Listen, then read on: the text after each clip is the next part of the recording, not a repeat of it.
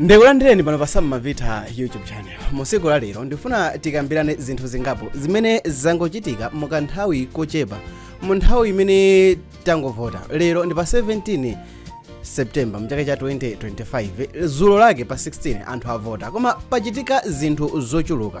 Chimodzi mwa icho chimene chandigwira mtima ndi zimene walemba Vitumbiko Mumba amene ndi running mate wa chipani cha Malawi Congress Party.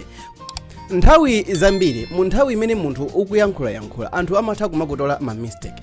Okay, timvetsetse bwino kuti tili mu 2025 sitilinso mu 2004 kapena 2009 imene malizasi tinkangomvera pa radio.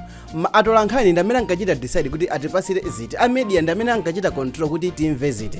Uno tili mu m'bado wa technology like Gen Z, you know imene ndikutanthauza. Tili mu m'bado wa technology umene mu zochitika zambiri tikumagwirisana ntchito cell phone.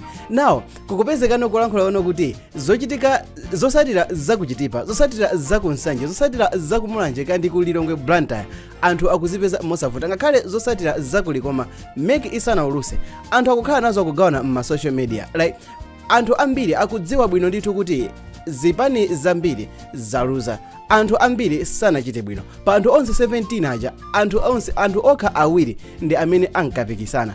Ena amba kupereka chiyembekezo kuti mwina mwake kuvotanso kachiwiri kuja kukhonza kusatheka, ngakhale sindikukhulupirira motero. Komano running mate wa chipani cha MCP amene ndi Vitumbiko Mumba, zina ndilovuta kutchula ngakhale president yatusana kuvomereza motero. Vitumbiko Mumba iwowa analemba pa posti imene iwowa anayankhula. Ayo anayankhula mawu akuti zinthu zimene zikuyenda m'ma social media, malizasi amene akuyenda m'ma social media ndi imodzi mwa njira ya DPP kuti achite full Amalawi, kuti apusise Amalawi aziganiza kuti DPP ndi imene ikuwina. Ndi cholinga chakuti zosatira zenizeni zikazabwera Amalawi ambiri azazikane, zosatira zikazabwera zamiki Amalawi ambiri azazikane, ikona kuti no sizoona. Okay, so zinthu sizikuyenda bwino. Business iyi timalitika kugulisa ava mbiyo timalitika kugulisa umatekena kali makhala wa kunyumba mapana pa zinthu sizikuyenda bwino. Mode apata konzera kuti kwa ndiko sintha muna tonezi kusintha kapena muna tonezi kusintha kumina tutonezi.